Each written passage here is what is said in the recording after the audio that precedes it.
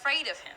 They are afraid of losing their seats. But sometimes, in fact, these times, we demand courage of our elected officials, and I will say that is from both sides of the aisle. It is time out for playing politics, because we may not survive if we don't stand up and do what's right. Welcome to Inside the Daily Gist, January 29, 2025. Yes, my friends, on this channel, we talk about things going on in the news, things going on the internet, or around the world. If it's something you are interested in, do not forget to subscribe at the end of this video. Thank you. This is Jasmine Crokett. She came out to talk about the freeze that the hold that Donald Trump put on the funding. Yeah, she just got sworn in. Yeah, no, she won her election for her district. Yes, she is representing Texas, yo. She is representing Texas. She's a Democrat representing a district in, you know what I'm trying to say? Like, she is representing a district in Texas.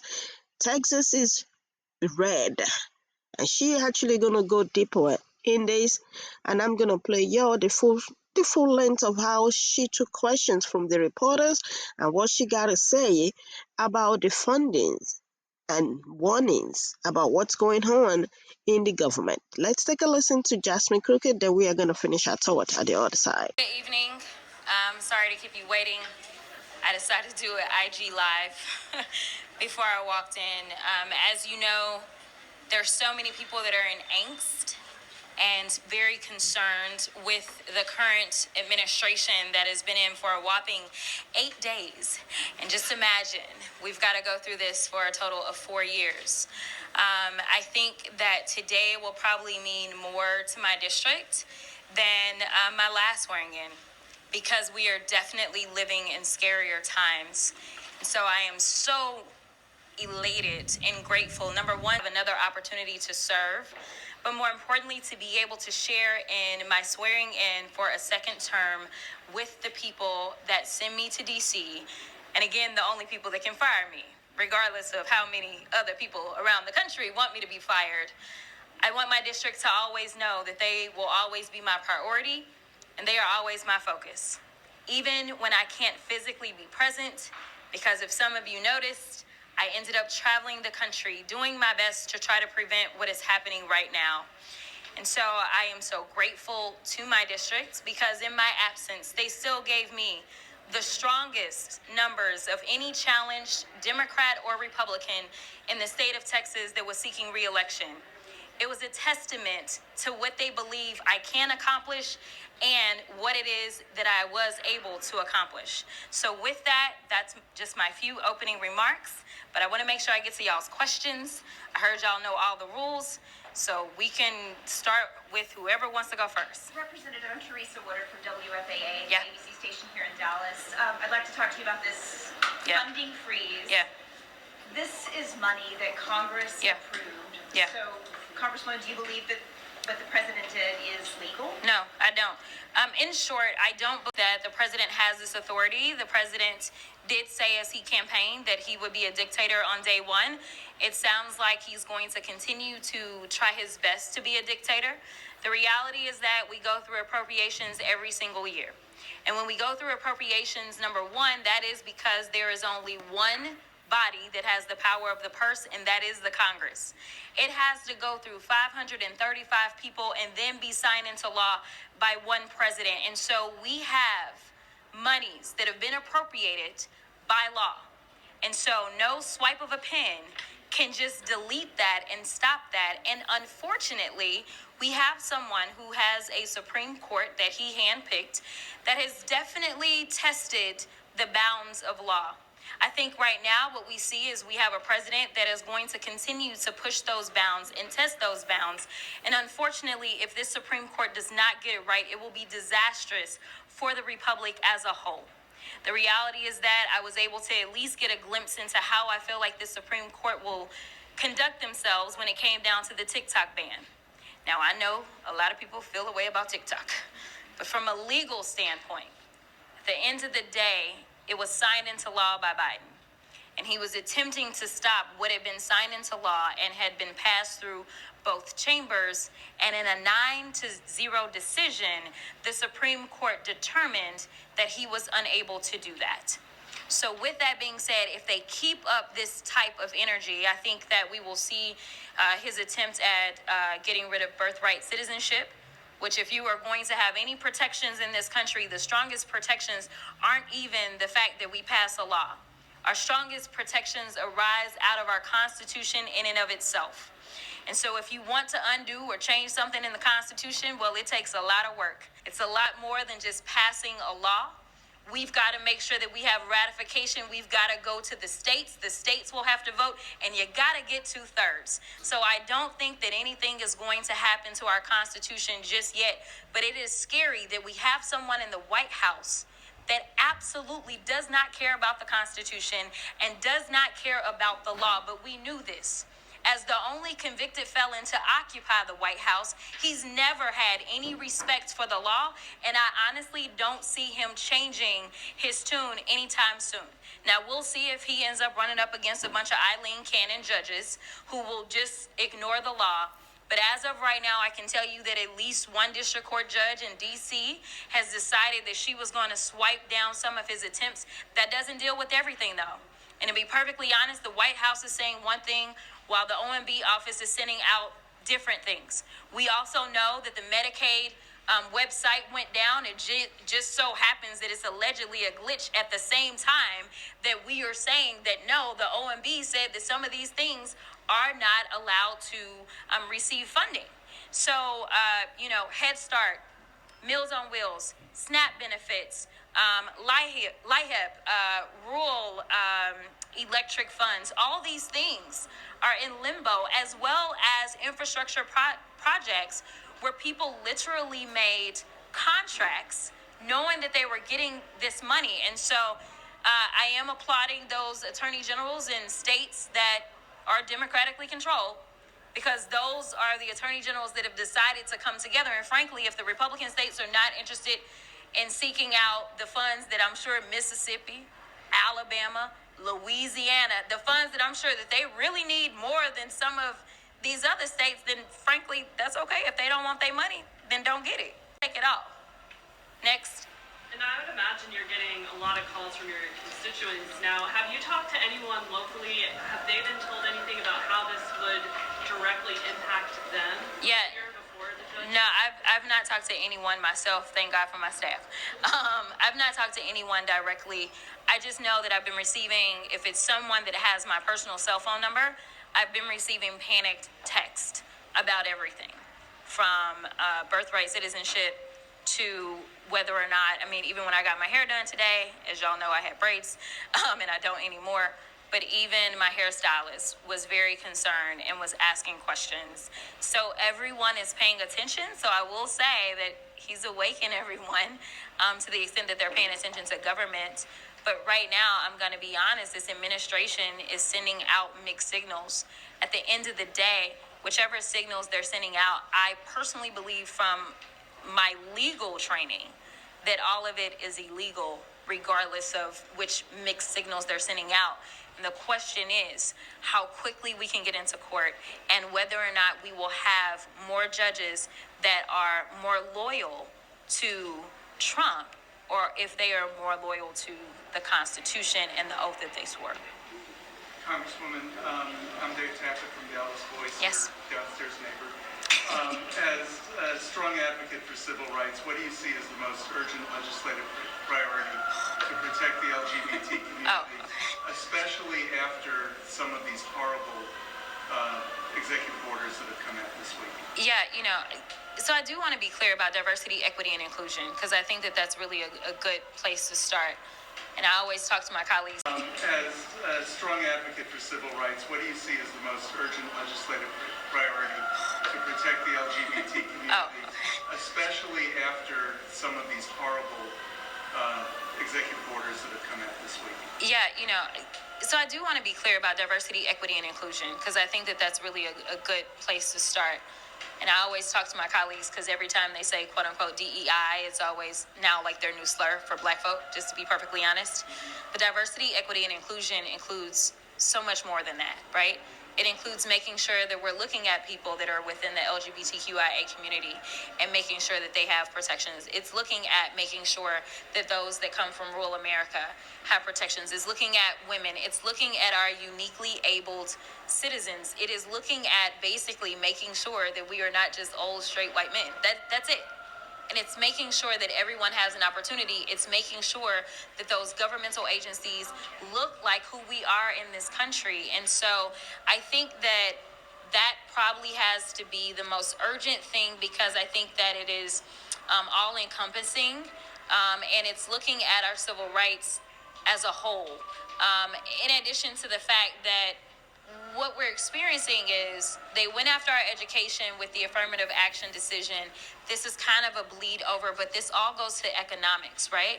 At a time in which we still can't get anyone to agree to raise the minimum wage, which hasn't been raised in probably close to 20 years now that we're going on, we see that the billionaire class is continuously, overnight, just making more and more money. I mean, the richest man in the world literally made like another $200 billion like in the few days after the election, right? And so what we've got to do is make sure that, number one, we're not allowing people to divide us, because I will be honest, we were divided in this election about trans folk. That's just a reality. And then Democrats started falling apart about trans folk because they felt as if it was seeping through. The reality is that when we start to talk about trans folk make up probably less than they make up less than 1% of who we are in this country. But if you allow them to divide us over trans rights, then they can divide us over immigration, which they did that as well. It's the division that is killing us. And the reality is that it's not really about whether or not you agree, like it, love it, or understand it. It's about understanding that this is supposed to be the land of opportunity and the land of the free for all.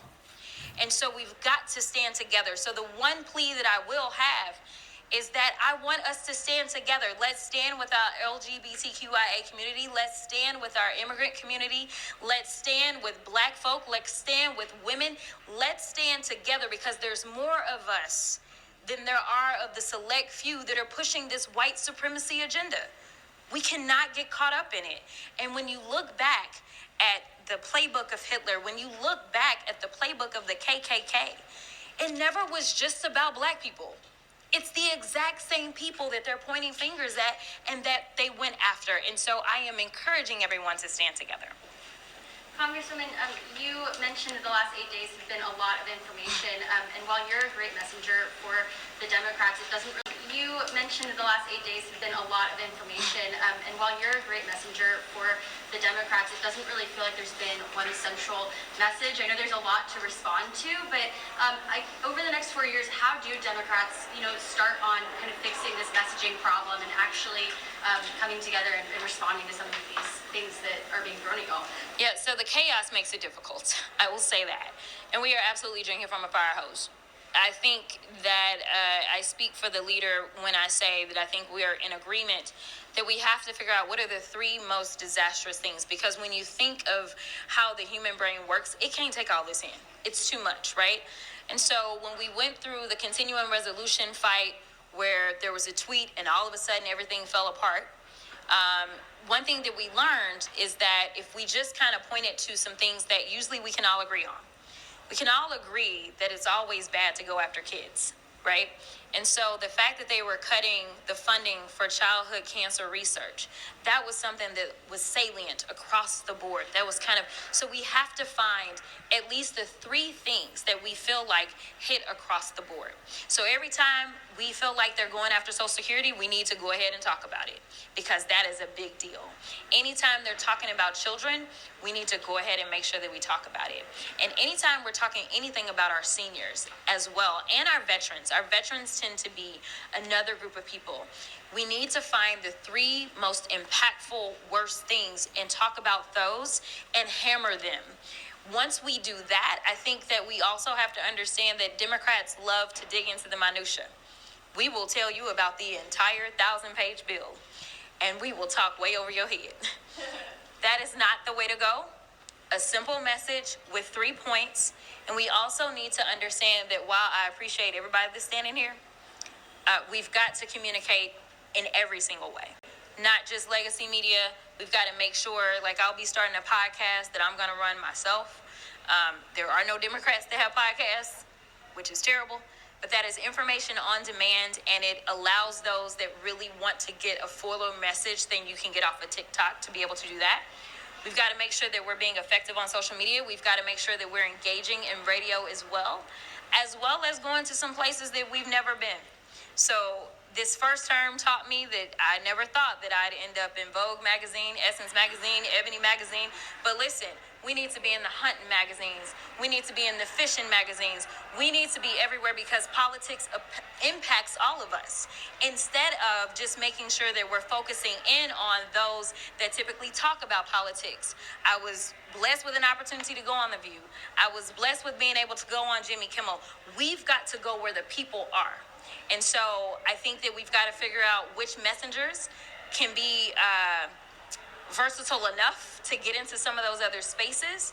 And we've got to make sure that we're doing that, as well as we just got to get back to like grassroots work. We need to go ahead and go into communities, not when we're seeking a vote, but when we're literally just going in and we're listening and we're educating people on what's happening. So we need to have town halls, and we need to do town halls outside of our safe blue districts. We need to be going into rural America, explaining to them that the reason that your hospitals are shutting down is because of Republican policies. We need to explain to them that the reason they've been able to modernize their farming is because Democrats were the ones that pushed for rural broadband while Republicans voted against it. We need to educate people on why our policies work, because they work. We saw that every time there was a ballot measure that was on the ballot, even in places like my home state of Missouri, somehow they voted for abortion access and then sent an anti-abortion senator back to the Senate. I don't really get it, but our policies do work. And so we've got to make sure that we're educating people on the fact that we are fighting for them and not fighting against them, as it seems like we are about to endure for at least some time. On a lighter note, any more nicknames for Marjorie Taylor? No, we're going to let this one go down in history for her. So Hyatt Carter, Dallas Weekly, do you have anything to say to representatives who still find themselves supporting Trump after this 1 week? Find your backbone. When I ended up enduring the nonsense that I went through with Nancy Mace most recently, what people don't know is that I was arguing for the Civil Rights Subcommittee to be added back to oversight. That's it. It was just an organizational meeting. She then responded, and I was explaining to them in that moment, to be clear, that I wanted them to have a fraction of the courage that members carried in the 1960s. And I told them the story of the flight that I took the day of President Carter's funeral, and how I was on that flight with Lucy Baines Johnson, and how she told me the story of the Civil Rights Act and the Voting Rights Act, but more specifically, she was talking to me about the Voting Rights Act when I was explaining to them, and how they went over to the Congress so that her dad could sign the bill into law. The reason was that he said that he knew that there were members that voted for the Voting Rights Act, which meant that they knew that they would not be coming back to Congress, because part of that was making sure seats like mine existed, legacy seats, Section 2 seats existed. And so because of that, he said, listen, I didn't ask them to come to the White House. I needed to go to their house, and I needed to show them that I thanked them and I appreciated them. And I said, I'm just asking y'all to have a fraction of the courage that they had back in the 1960s, because they signed up to do what was right. The issue that we have in this country right now is it seems like we don't understand right from wrong. At least one side doesn't. And I'm just asking them to go back to their roots, because there are Republicans that will tell me privately that they disagree with this stuff, but they would never dare cross him. They're afraid of him. They are afraid of losing their seats. But sometimes, in fact, these times, we demand courage of our elected officials. And I will say that is from both sides of the aisle. It is time out for playing politics, because we may not survive if we don't stand up and do what's right. Priority you have that you want to accomplish this term that you want to accomplish that? Accomplishments. That's a loaded question. Listen, I mean, right now I'm just trying to stop the bleeding, if I'm being perfectly honest. If there are things that I think that I should accomplish, it would be around criminal justice reform, considering the fact that there's a felon in the White House. I feel like I should get some help on my Democracy Restoration Act, which means that those that have been criminally impacted will have access to the ballot box, because now that he's been finally convicted, he won't even be able to vote for, city council in a minute. So hopefully they'll join me in that. I worked very closely with our senior senator as it relates to fentanyl, and there's a ton of fentanyl bills that we did. A lot of that kind of picked up from the State House. And so hopefully we can get some reforms around that, since they claim that their big fight with the border is about fentanyl and making sure they can keep drugs out.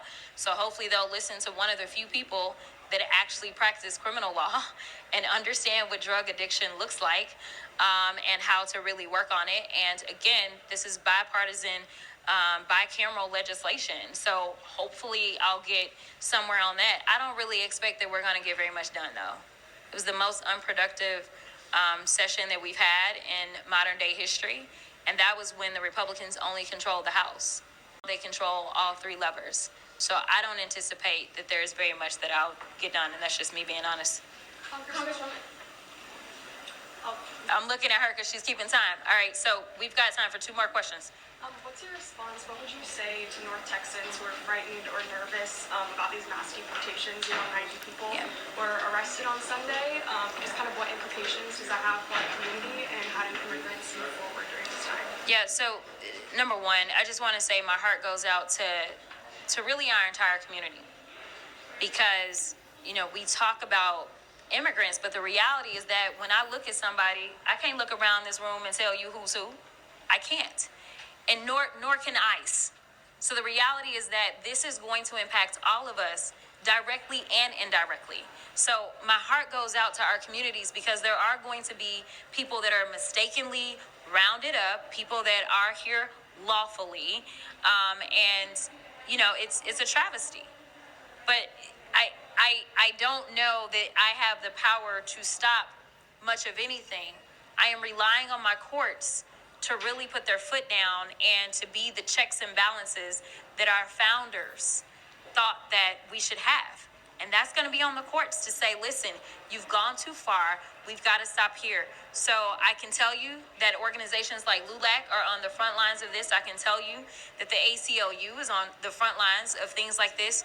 And it is my hope, again, that we will have judges that will remember the oath that they took and recognize that Donald Trump was not a part of that oath, and will do what they need to do. As of now, if I was to pull off my political hat and put on my attorney hat, I'm going to say keep yourself safe. Keep yourself safe. If you know that you are here legally, make sure you are walking everywhere you can with your paperwork at all times. I also want to say that I'm proud to be right here in Dallas County, where at least I know my local officials aren't trying to call and have raids taken out in their communities. Go ahead and put on my attorney hat. I'm going to say keep yourself safe.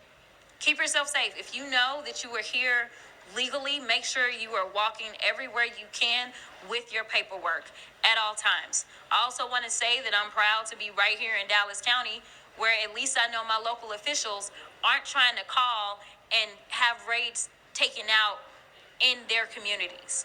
They understand the contributions that immigrants make to this country. They understand that just because someone calls you illegal, that is not a thing. We have people that are undocumented. We have people that have tried to go through the process, and unfortunately, because there are those that feel like it wasn't worth the investment, people historically have been waiting before COVID 6 to 7 years to try to get anywhere in the courts. And all they want to do now is defund. We need to invest so that if somebody is actually coming into this country to harm us, we can get them out immediately. But those that are coming to contribute and work, we need to make sure that they are getting processed and they are paying taxes. And to be clear, undocumented folk contribute approximately $100 billion in taxes. They pay into Social Security and they don't get to draw down on it. So stop, again, allowing them to divide us and to demonize them. Last question. Congresswoman, what do you are just tired? Healthcare workers, educators, social justice folks, and they are having trouble getting the momentum to keep going in this new administration. I will try to paraphrase what the vice president said in her concession speech, when her concession speech definitely shouldn't have been a concession.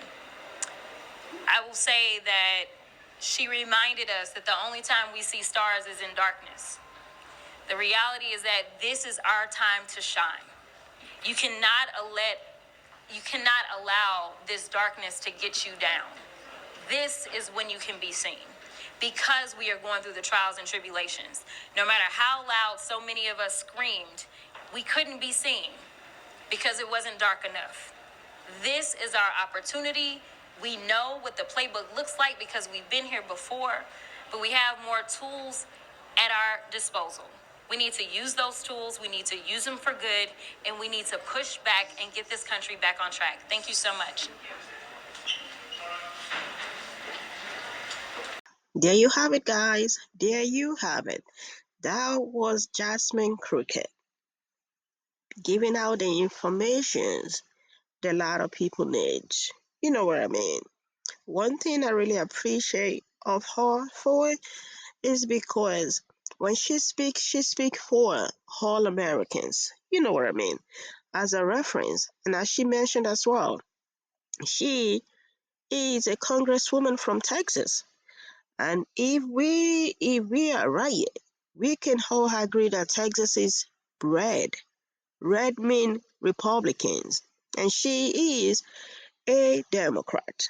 So anytime she bring a bills on the floor, she always say for the people, like for the Americans, not because she just represents certain kind of a people and she's fighting for just for them. Whatever bill she brings on the floor, it's going to have a great impact on everybody in Texas, not just her district. You know what I mean? What do you guys think? I'll see the information that she is laying out. It looks like the Democrats are not playing around anymore. Y'all know with the F around the find out season, it is going wild and everybody are picking one lessons or the other. You know what I mean? Let's continue the conversation down there in the comment section. How y'all see how Jasmine Crooked lay out her agenda, and she was being truthful, y'all, that the Republicans, they have the whole three. All know it, right? So she has been truthful that they might, as in Democrats, they might not be able to get something done. You know, I love the honesty of that.